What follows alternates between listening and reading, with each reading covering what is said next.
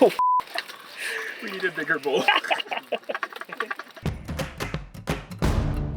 There's nothing quite like the possibilities of the open road. Every turn brings new stories, every bump a rush of adrenaline and unexpected discoveries. Stop where you want, sleep where you can, and pick up some of your favorite bites along the way.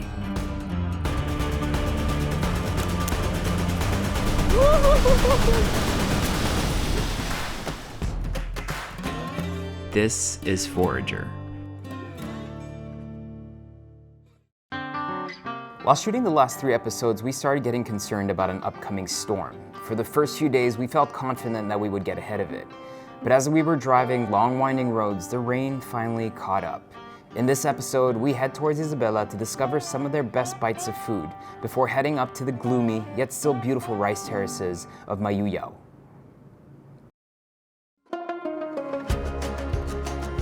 The last few days of a trip are always a little slow. You take time to reflect on everything you have just experienced, while knowing that you still have a few short stops to make.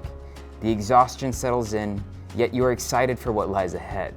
Your body starts to ache a little for a nice comfy bed and a warm shower, but you know that once home, surrounded by your creature comforts, that voice inside of you beckoning for adventure will keep getting louder until you feed it again.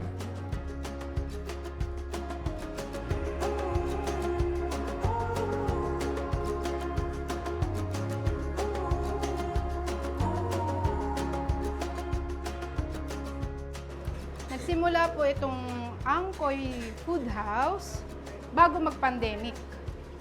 So, inumpisahan ko na tumanggap ng mga paluto. Hanggang sa nag-pandemic na nga, tamang-tama umuwi siya, nagpatuloy po kami dun sa online.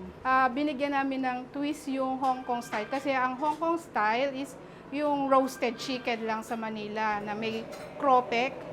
Ang ginawa namin, iniba niya yung style. Binigyan niya ng sauce. Dinadayo na kami sa bahay. Opo, nakakaubos kami ng mga 200 pieces. Ganun po. Magkakaroon na kami ng mga suki. Opo. Meron din mga resellers pa rin. Hanggang sa gusto na nila magkaroon ng dining. So, naghanap po kami ng ibang malilipatan na ano. Ito na nga po yun. Ito yung recipe na Angcoy Hong Kong style fried chicken. You might be wondering why we're not starting this episode on the road. It's because we are way behind schedule. So, to make things a little differently, we decided to start off in Isabela. So we drove from Nueva Vizcaya to Isabela. It took us about 2 hours and a half. And we felt a little defeated, so we decided to make our trip a bit later. So now we've arrived at night, and obviously it's going to be very hard to find a place to camp tonight. So we decided to come to Santiago, find a hotel here. I'll take a nice hot shower. I'll have a nice cold bed and aircon room to be in as well.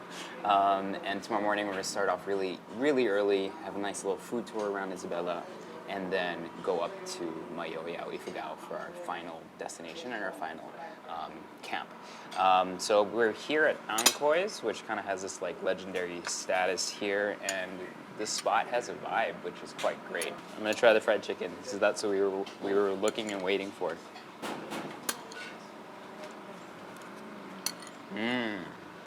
Tender, crispy. That sauce has just the right amount of umami and salty and sweet. Delicious. I'm gonna chow through this. We're gonna sleep and pass out. And tomorrow we're gonna start off really early and really hungry.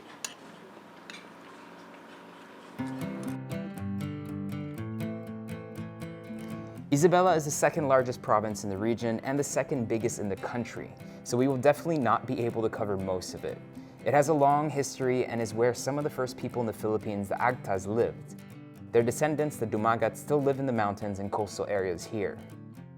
Today, it's an important agricultural producer of high-value crops from munggo to tobacco, coffee, bananas, and mangoes, to cash crops like rice and corn. Because of this long tradition of agriculture, you know that the food is going to be delicious. So I needed a guide. Chef Cocoy Ventura, a local chef born and raised in Isabela, was born into food. His father is a farmer, and he discovered his love for cooking early on. He ended up working in restaurants in the US before coming back home and championing regional cuisine, so he was a perfect person to take me out for some pancit kabagan, the #1 recommended dish in the province. Okay, so we have the famous pancit kabagan. I will let you demonstrate how to properly eat this. Well, in history, it originated up north in Cabagan, Isabela. Okay. And that's where they make the miki or the vermicelli. This is an egg noodle with lye water in Okay, it. yeah. So it will give you that kind of like a Springy texture. airy texture. Yes, Yeah. and smells like something else. Yes, yeah. So that basically that kind of flavor Okay. you get from using lye, Okay. or alkaline-based stuff. It's usually topped with quail eggs and chicharrones, or karahay as we call it here. And the karahay doesn't have meat on it, no? It's just a skin, airy skin. Well, actually, usually it has a meat, just like this. Essentially, it is Like a lechon liempo. kawali, yeah. Okay. So kawali in Ibanag is karahay, and it's cooked in a broth-based pork, a little soy sauce, garlic, onions, but it's typically adorned with lasuna Okay. or the fresh onions or scallions. So I'm gonna mix this one real quick. I think the most important thing here that people recognize is the noodles is called kabagan. Yeah. Now this comes with a side of calamansi. Yeah. Some people would typically use a little bit of soy sauce, like so, and Mix in put the your calamansi. yep. And sometimes people would put chilies in there. So It's your comfort food here?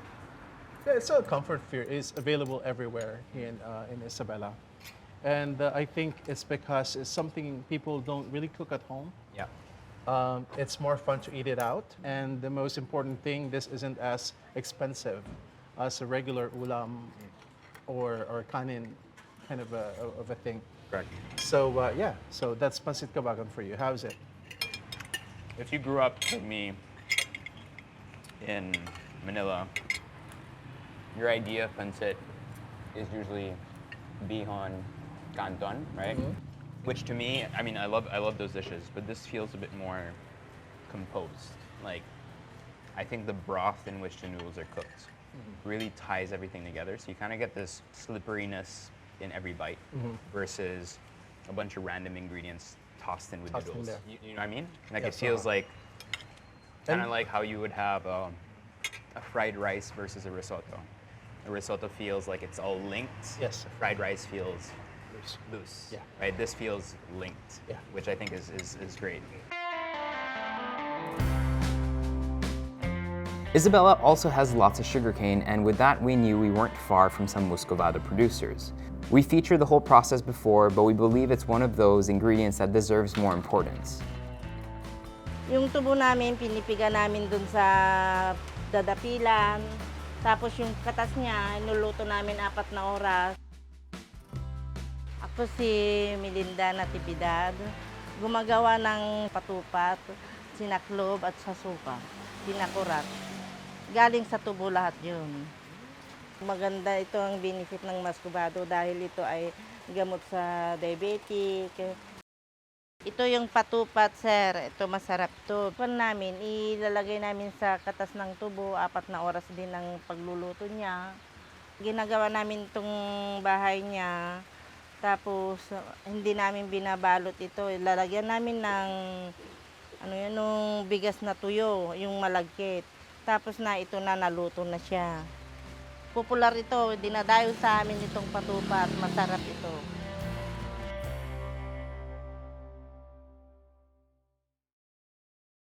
After that sweet short feature, I was hungry for some kakanin.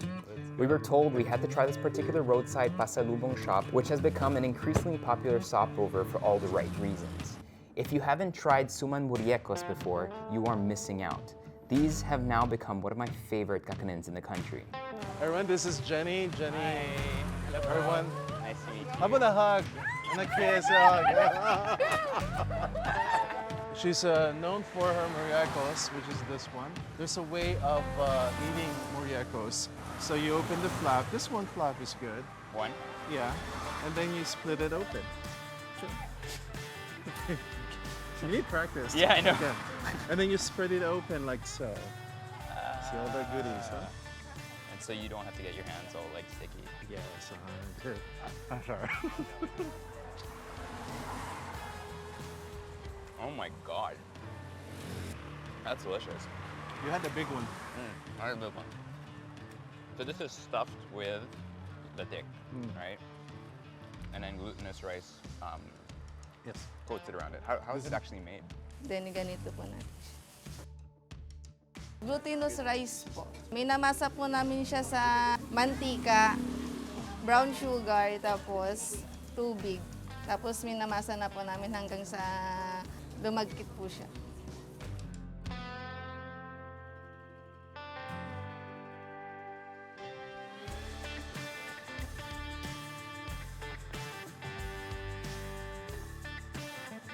So what were you saying? What's special about her carioca? The carioca is a lot lighter. Not too dense. Exactly. It's not too dense. It's not so chewy. And there's lots of coconut in there. Lots of coconut.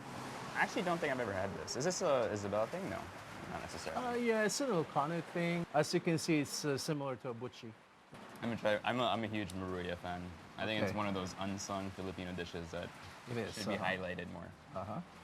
This is saba, ripe saba, and Very flavorful, the saba. I've never had okra on a stick, and now that I'm having it on a stick, yeah, I only want it on a stick. there you go. Like, it makes so much sense, especially when it's on a large one. And this one's quite nice. It's more fish forward. I'm gonna fish the one that's been draining, absorbing all that chili sauce. So I put it all in the cup. I douse it with the vinegar. Then you drink it. And her sauce is really good. Oh yeah. That vinegar, She makes this from scratch. and that's delicious. It's not like you can have okoys that are extremely dense or too crunchy, where you have like lots of vegetables coming out from every side. Right, This one kind of is a great kind of sized bite. It feels more like a Thai fish cake.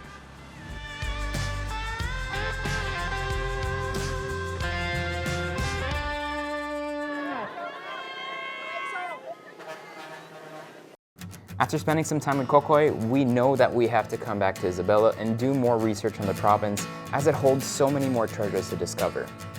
We are finally on our way to Mayoyao, Ifugao. I'm driving the Ford Ranger Wild Track with the ARB accessories, personally my favorite. We're a little delayed because it's just started raining and we've seen the weather updates and it looks like we are just going straight into a typhoon. So we hit a couple of spots in Isabela because I wanted to try some of the food here before going up, and then let's figure out what we can see in Ifugao, and hopefully this clears up. But right now it looks like it's just clouds and rain the whole time, the whole way.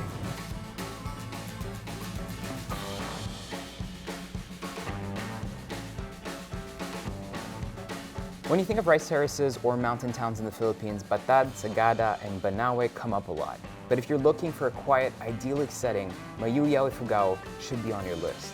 A UNESCO World Heritage Site with 2,000-year-old heirloom rice terraces and about 700 well-preserved, beautiful native houses.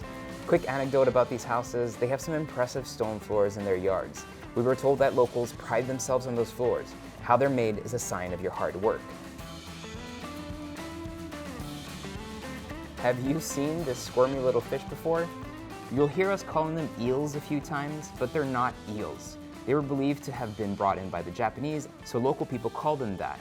They are known as pikao or yuyu and are actually an eel-like looking fish species called Mizigurnus anguillicaudatus. A little hard to pronounce.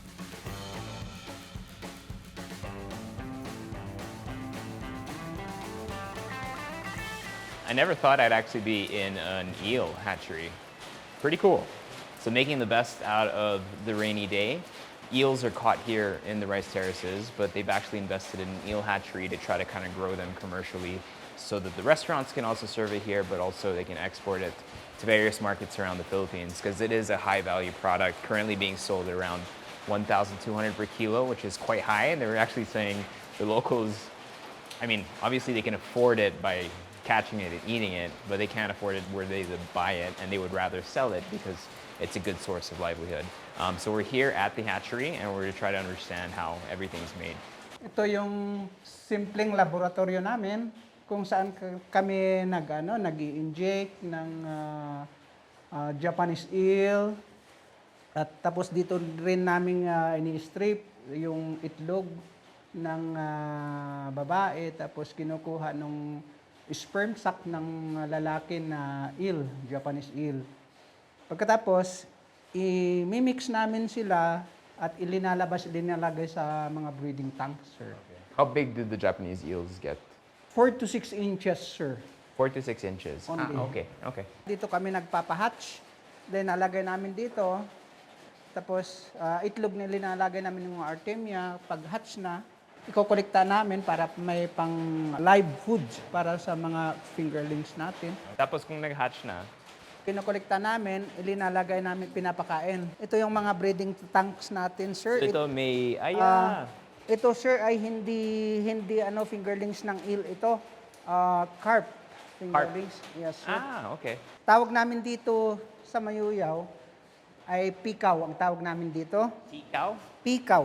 Tikaw. Mas hahaba pa ito sila ng konti. Whoa.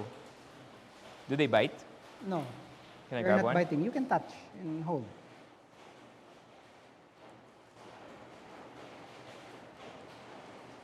Slippery. It's really like an eel. Yeah, they're tiny. Look at that. The one you're holding are male. How do you know? They have a long fin, just like that. This one.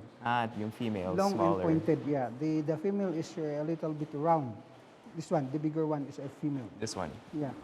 Sorry.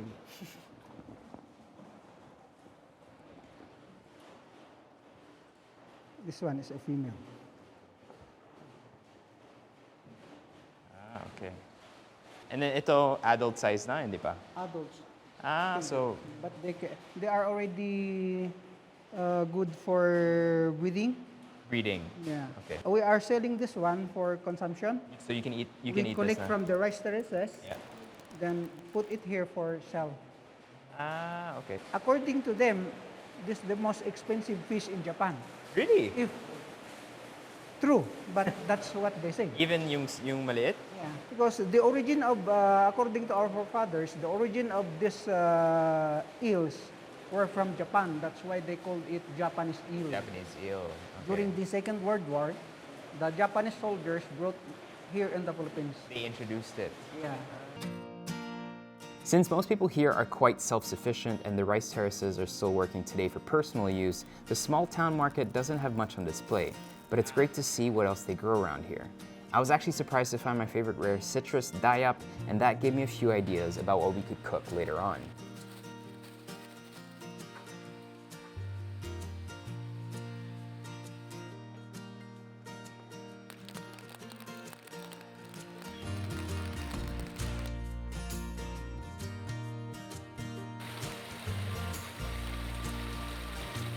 I never thought I would be walking rice terraces in the middle of a storm. It's not necessarily the most smartest thing to do, but it's still nonetheless beautiful. We won't be able to show you, unfortunately, beautiful drone shots, which is what makes Mayoyao so special. It is absolutely beautiful.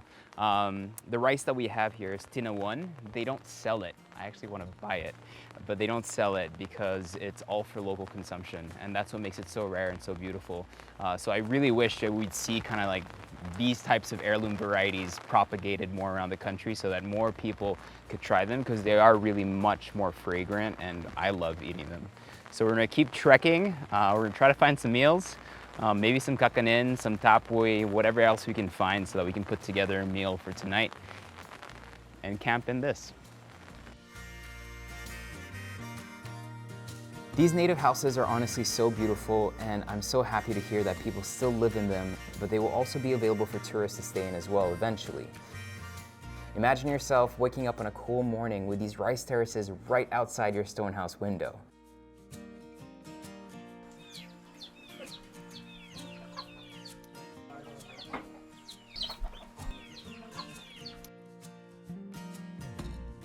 Elizabeth nga Chaalan. Maulit ito, maputi ito. Mumpangad ito. Nangahaga mahay na ibo, Jujo.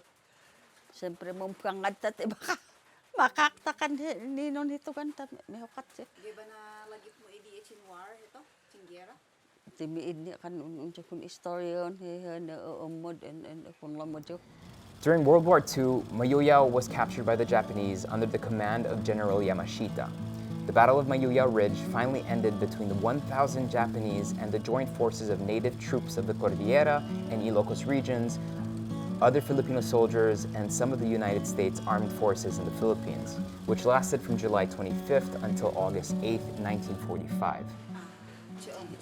Ihio mo ani oy pon jo kuno ano kan mon alem chichungalaw ante jo ani sisir jo makay ni hein si ono kuni jagto obfo permi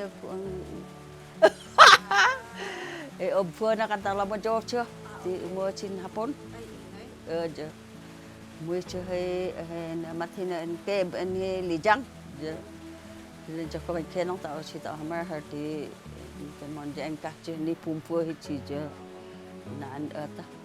Boyog an isin pelang ahebta. Bisin tanu mabayag kit agbalin nga ti ni raman na kit pasla suka. Sino ay gumadgatang dalita pupo? Miidmit an inumon hita ko. Ilaklako yun dahil Haan? Sa inumin. Nya may ako'y nung balin hiso ka. Ito. Ako'y gam na, ako'y nung balin hiso ka. No mabayag kit agbalin nga suka.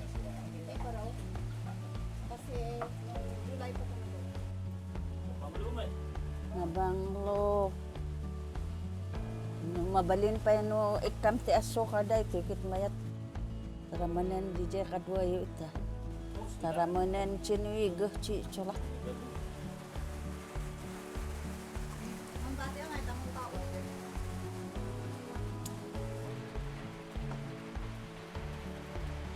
Salamat.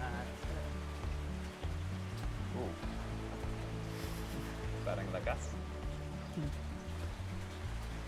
Nabanglo ka no? I can actually use this for the salsa. It's more on the sour side, not the sweet side that we're used to trying. The local government is helping develop some food options as well for wandering tourists such as us, which led us to this house to have some beautiful purple rice kakanin and some heartwarming ginataan. This purple sticky rice variety is so rare to find, and the farmer actually mentioned that she stores these in her granary for personal use only. I was so touched that she handed me a few kilos to take home after. Ito po yung pinang-it na gawa namin dito sa Mayuyao. Ito po yung ginataan, sabi namin dito. Itong bilog-bilog na puti, yun yung malagkit. Pag malapit ng maluto, ilalagay namin yung first juice na nang napiga ng niyog. Ito yung tinudok yung tawag namin. Nudok. O kasi may tudok. Ito. Malagkit, tapos asukal at saka sesame din. It's like a buchi with no filling. So it's like really crisp on the outside. That's a nice glutinous bite. Let's try this one. She said her purple rice is very, very sacred.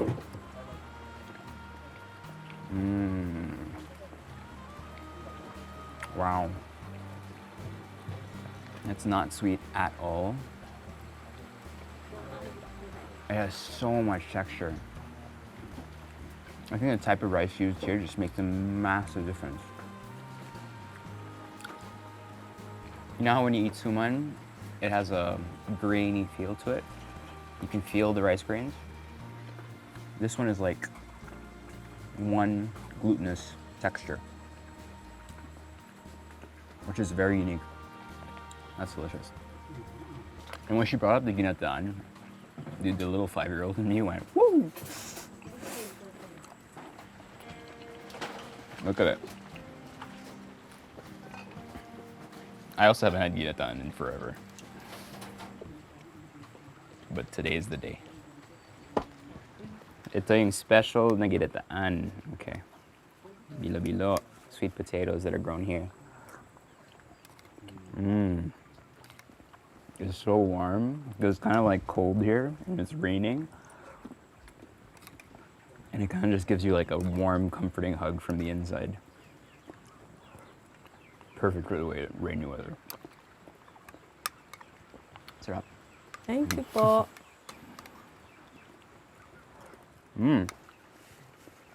Love it.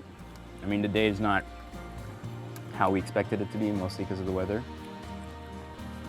Little discoveries like this will keep you happy. Take it one day at a time.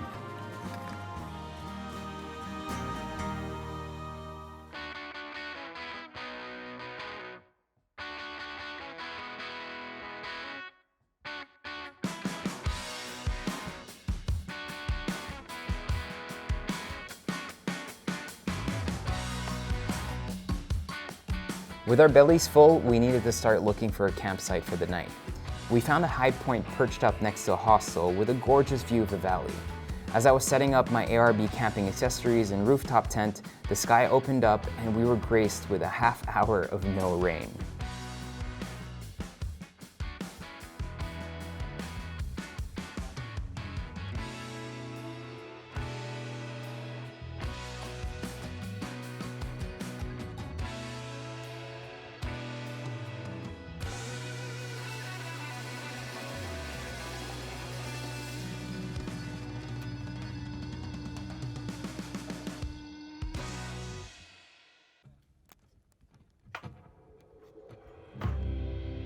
You got me acting out.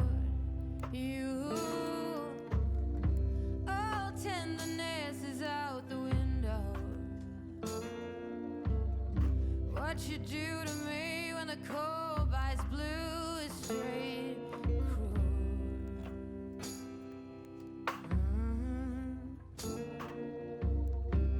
Oh, it has to be you leaving writings on the wall. Promised me roses and hungry haze, but now there's only madness. Got me feeling dusty. Got me feeling dusty. I can't even whisper. We need a bigger bowl.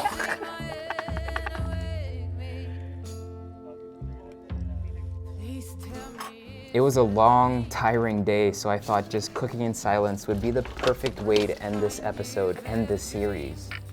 I decided to try and figure out how to use the sweet potatoes and vegetables I got from the market with the Ifugao fish. I ended up figuring out how to make Cocoy with it, simply dressed with some dayap, flake salt, and some tuba vinegar. So please don't make me do it, 'cause I got too much to lose.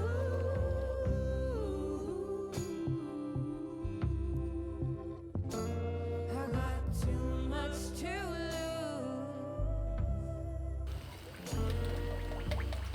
Now lay me in the wilderness to dry a bit of your sweet wine. I can't wait no more.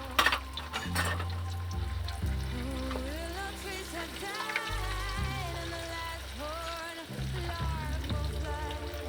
Got me feeling dusty. Got me feeling dusty. Please tell me it's a dream. Worst kind you've ever dreamed. Oh, I don't wanna lay another night. Don't wanna walk another mile. I just can't. So please don't make me do it, 'cause I